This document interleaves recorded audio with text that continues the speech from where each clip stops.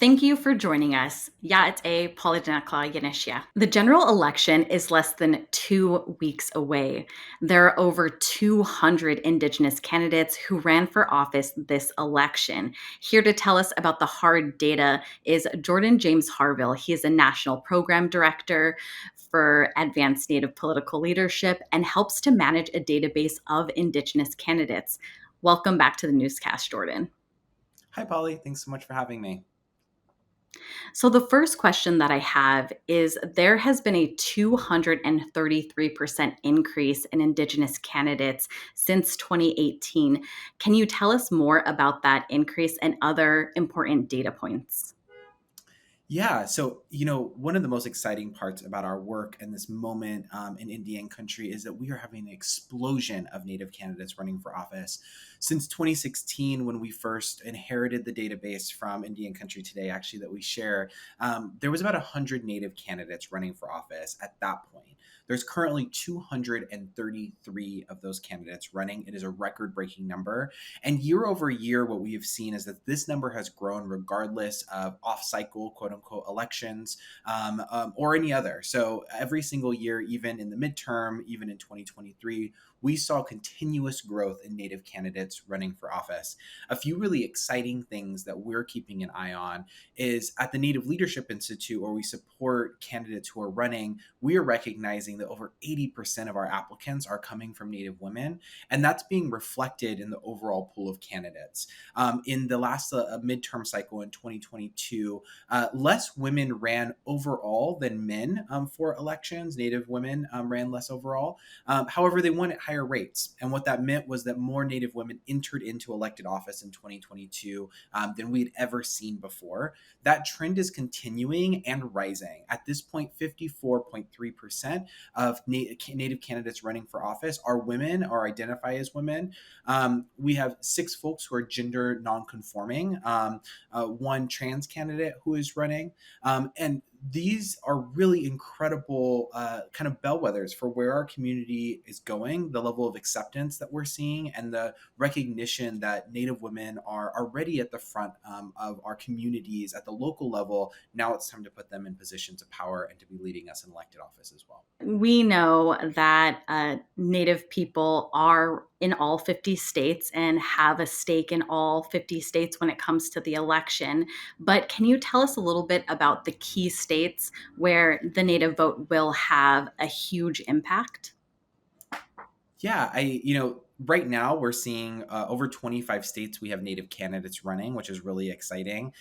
But for the presidential election and thinking about what's in front of us this election cycle, the ones that we're paying really close attention to are Arizona, where Biden won by just about 14,000 votes last cycle, but there's almost 400,000 Native peoples in the state. It's an incredible moment, and it's a state that would largely be decided by Native communities.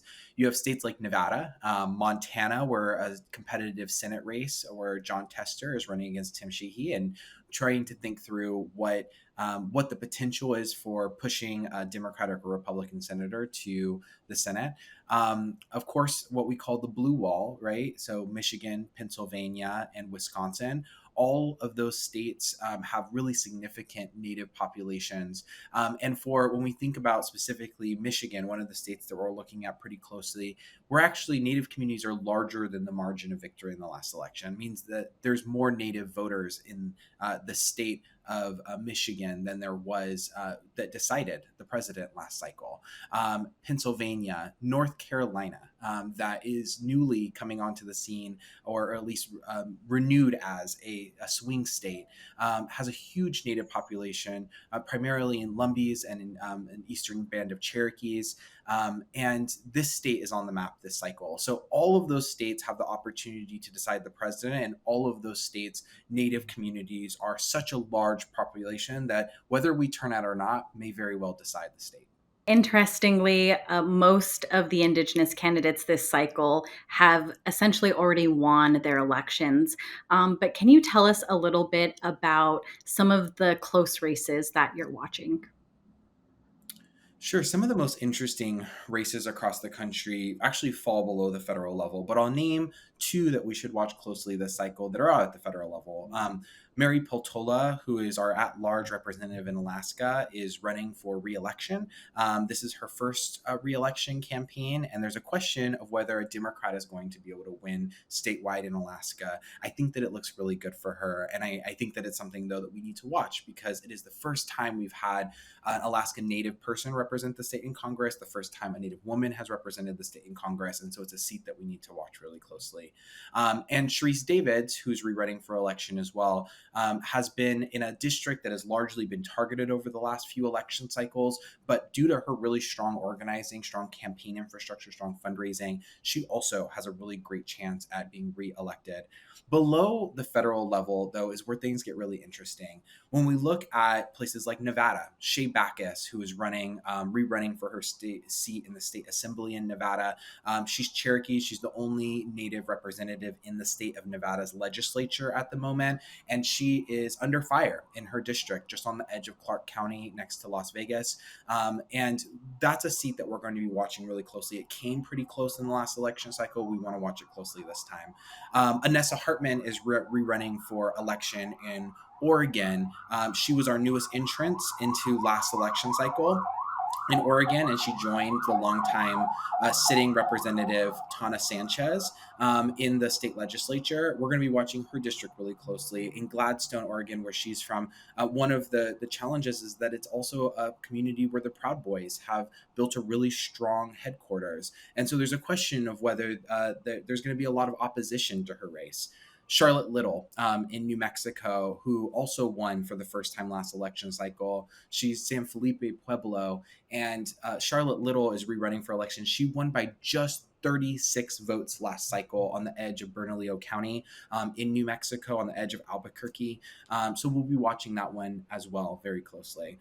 There's a number of others, but those are some of the ones that I would lift up. Well, Jordan, that's all the time that we have for this week's IndigiPolitics. Thank you so much for joining us. Thank you so much, Pauly.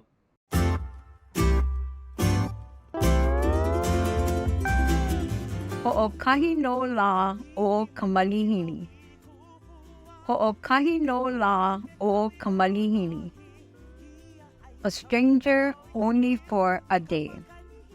Ho'okahi no la o Kamalihini. A stranger only for a day. After the first day as a guest, one must help with the work. The tech industry is white-dominated, with the Equal Employment Opportunity Commission reporting that more than 68% of the high-tech industry is comprised of white people. On the other hand, the report shows that less than 1% of high-tech jobs are held by Native Americans and Hawaiian and Pacific Islanders. One of the staggering things I discovered while making the story is seldomly are American Indian and Pacific Islander tech workers even tracked. In comes in 2 Yale students who are looking to change that. Kira Kaya, a native Hawaiian, was a product manager intern this summer at Microsoft. Madeline Gupta, enrolled citizen of Sault Ste. Marie tribe of Chippewa Indians, was an intern at Zillow, Google, and Apple during her college career. Both women see the position as a way to empower Native Americans and Pacific Islanders. There's this Hawaiian word, and it's called kuleana, and it roughly translates to the word responsibility in English, but it has a deeper meaning in that it represents a reciprocal relationship of responsibility. And for me, I have felt responsibility from my family, my grandparents, my elders and ancestors.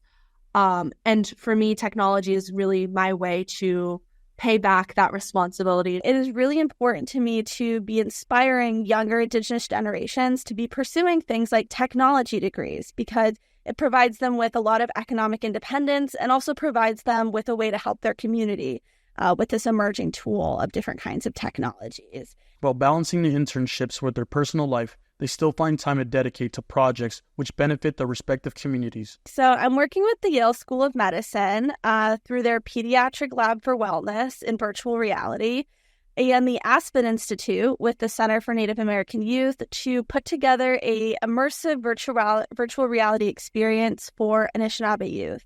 So this experience will take people through Mackinac Island, which is known as a central place for gathering, trade, dancing, and celebrating community among Anishinaabe people. And it will show these landscapes as they would have been throughout pre-colonization and colonization, with stories about our time there, including creation stories of the land and stories of powerful Anishinaabe women and men that have lived there and their stories.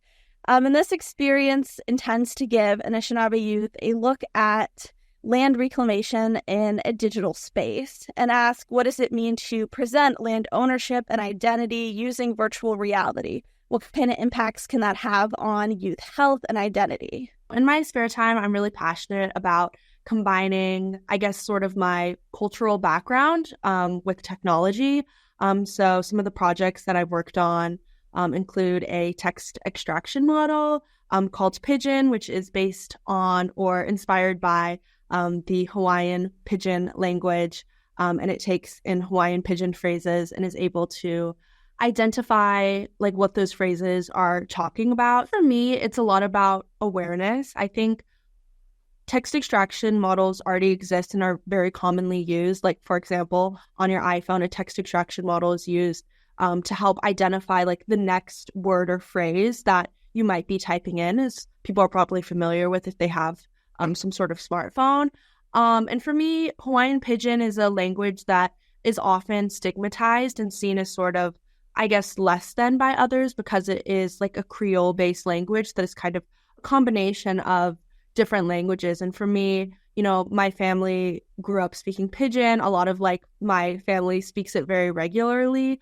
And I've obviously never agreed with sort of the sentiment that Hawaiian Pidgin is a less than language. And for me, creating this project was a lot about just recognizing that this language can take up space in the technology world. Due to the often rural location and funding of many tribes across the country, Native students lack the infrastructure like hardware, software, and broadband internet access to even take part in classes. Only 59% of Native students attend a school offering computer science classes. That's according to a report by the Capper Foundation and ACES. And on reservation high schools, that number drops to 20%.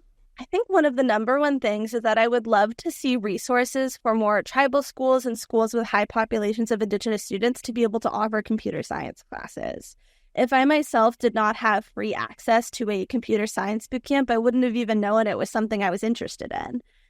Computer science, I think, is often such an elusive thing. If you've never tried it, you might not even know what code looks like or what it actually means to be a software engineer. So it's really important that students are exposed to this at a young age because I think many girls and non-female people would be really interested in it if they knew that it was something that was out there and existed. While Indigenous people are nowhere near being represented accurately in the tech industry, Madeline says it will still propel them into the future. Technology is one thing that I really believe sets Indigenous people into the future instead of the past. I believe in that United States and much of our educational systems, Indigenous people are often put into the past and given a very damage-centered narrative. Although we are taught about Indigenous people in public schools growing up, we're not often taught that we're still here, we're still thriving, and there's ongoing work in hundreds and hundreds of communities across the United States to maintain our wellness and maintain our independence. And so I believe technology is a tool that can be used to assert this future look for ourselves. It becomes a futurism for us to be able to place us into the tomorrow instead of just the yesterday. For ICT News, Daniel Herrera Carbajal. Former Navajo Nation President Jonathan Nez is running for Congress in Arizona District 2. He faces a tough challenge against Republican incumbent Eli Crane. However, he's hoping a strong Native turnout can turn the tide. Here's Shirley Snave with more. Are you ready to put the first Indigenous person in the halls of Congress representing each and every one? Former Navajo Nation President Jonathan Nez wants to be the first Native American U.S. representative for Arizona. He's running against Republican incumbent Eli Crane. Say that there's a historic element to our race. Right now, we have seen an enormous amount of new registered voters in the tribal communities. This district is over 60% of the state of Arizona. It's larger than the state of Pennsylvania, 58,000 square miles, very rural. Out of the 22 tribes, 14 are in this district. And as I travel the rural and the tribal communities, there's a lot of interest in our race, especially in the tribal communities. So I think we're going to have record amount of turnout, or registered voters, I should say, and a record amount of turnout come this election. And it's not going to only help me; it's going to help up and down the ballot as well. Jordan James Harvill is the program director for Advanced Native Political Leadership. It's an organization that recruits and supports Natives running for public office. This is really important. One is that Arizona has been underinvested in for a really long time. It's gotten a lot of attention in recent years because it flipped for President Biden in the last election. But it's really faced a lot of underinvestment in Indian country. And I think that Nez's candidacy is a bellwether for the type of investment that will be coming forward in the future. I also think that as a state, Arizona is home to some of the longest legacies of voter suppression against Native peoples historically. And so it's a big deal to have our first person who may make it across the finish line and join our other members in Congress. I know that there's a slogan out there saying that we're not going back, but let me just say that it was pretty nice back in the day when Republicans and independents and Democrats worked together, and maybe we need to go back to working together and push back this extremism, this division. And I think this is a very important election that we need to be engaged in to make sure that our future is bright and democracy is protected, not just for us now, but as we say in Indian country, 7 generations and beyond. I have a record of working together. Of course, the 18 plus years we brought in funds for expanding water and electricity in our communities. 30 to 40% of our Navajo people don't have running water. Broadband telecommunication expansion. Those are things that are important to everyone and to our future. And that's how we're bridging the gap. We're bringing people together because we need to talk about the issues that are important to us. In rural Arizona, non-native communities, they want broadband telecommunication too. They want better roads. They want clean drinking water for communities that are growing. And that's what we will continue to do. The region for District 2 has changed. After redistricting post-2020, what we saw is that the district got significant geographies added to it that shifted it. It diluted the Native voting population and it shifted it pretty far to the right. And so it's across the political spectrum. I think folks are naming this as a pretty solidly red district. I think there's a deeper story to tell about what that looks like, though. And so I think that for the purposes of this race, I think Jonathan Nez is going to have a really uphill battle, and he's going to need to invest really deeply in Indian country to make sure that he has a pathway to victory. My opponent was handpicked by former President Trump to run for office 2 years ago because of the gerrymandering and the redistricting that occurred here. And it moved a little bit to the Republican side. District 2 residents voice concerns about the land and the environment. Of course, tribes have advocated to protect federal lands from exploitation of their natural resources. On Navajo, we have over 500 open uranium mines today, and they need to be cleaned up. The federal government has a responsibility to do that, and no wonder we have high rates of cancer in our community. But tribal sovereignty is the ability to govern yourself. I mean, that's the textbook law definition, but there's more to it. It goes to the individual level. We call it inherent sovereignty, whereas the person, the individual, has the ability to make their own choices with their family and with the creator in mind, right? That's inherent sovereignty. Now, we delegate some of our sovereignty to leaders through a vote, and they speak on our behalf. But inherent sovereignty is in the household. So no elected official should tell us what to do, or to do with our bodies, or to be with whomever we want to be. It's the decision of the individual, their family, and their creator.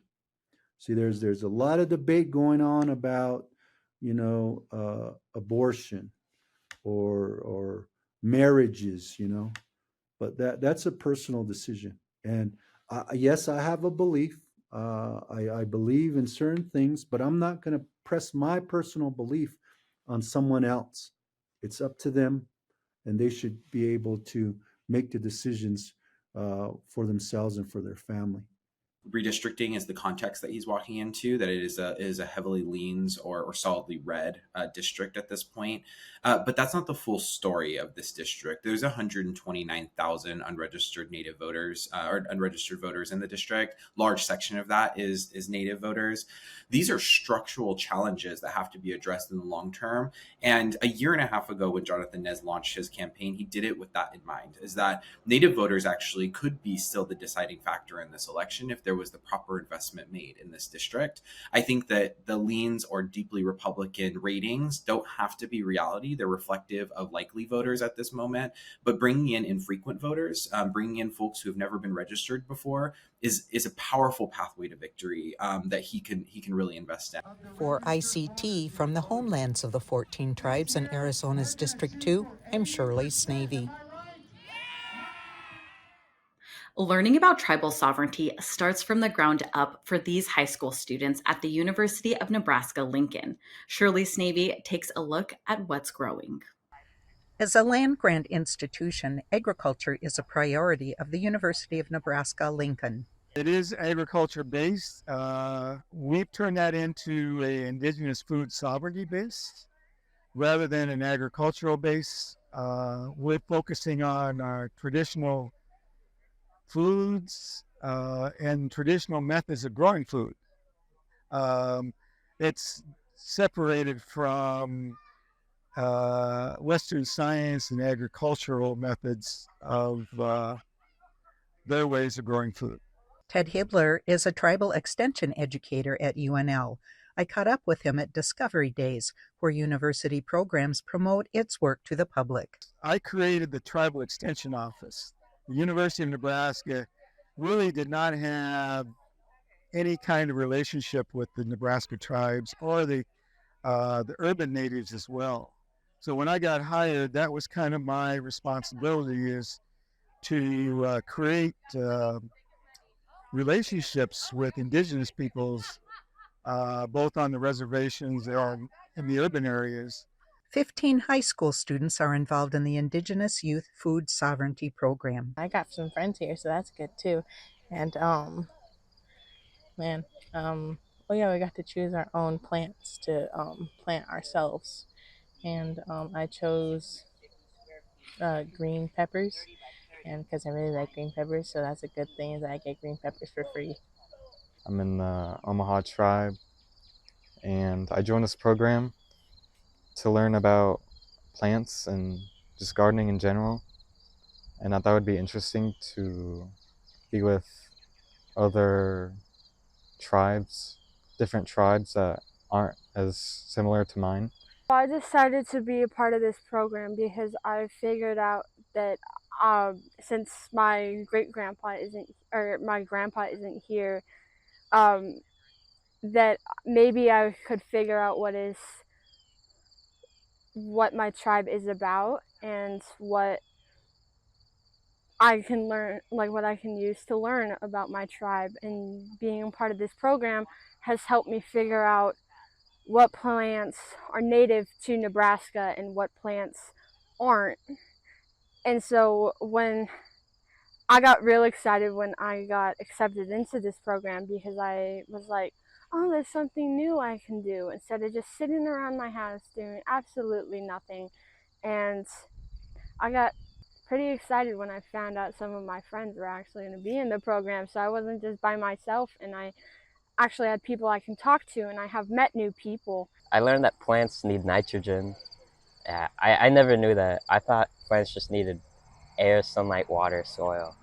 And when we were in the greenhouse, there's a lot of stuff that went wrong, like some diseases in the water that really messed up the plants, and nitrogen. And I didn't understand it because I thought we were giving them everything they needed. When you look at a plant, you can tell if they're sad or happy just the way they are. Like, when they droop, when they are droopy, just like a person, that means they need something, need more care and more attention, like either water or better soil. So I always thought that was interesting. And my dad my dad did tell me stories that apparently the Omaha believed that corn was people just because of the tassel, and it kind of looks like hair when it dries out. And they're basically as tall as people. So that's one thing I learned from my dad. They're learning how to grow their own food for their families and communities, but also to reconnect with Lakotaway Unchimaka, our grandmother Earth, to understand that traditional relationship that we once had with our grandmother Earth. More and more of our people are getting into our traditional foods. It's a healthier way of living. And also, if we are ever going to be sovereign, we need to be able to feed our people first and foremost. So that's the message that we're trying to get to these young people is, if we are going to be talking about sovereignty, then let's learn how to feed our people like we used to do, in a good way, in a healthy manner. For ICT from the homelands of the Ponca, Oto Missouri, and Lakota Oyate, I'm Shirley Snave. For all the latest, visit ictnews.org. Stay safe, my relatives. Yeah.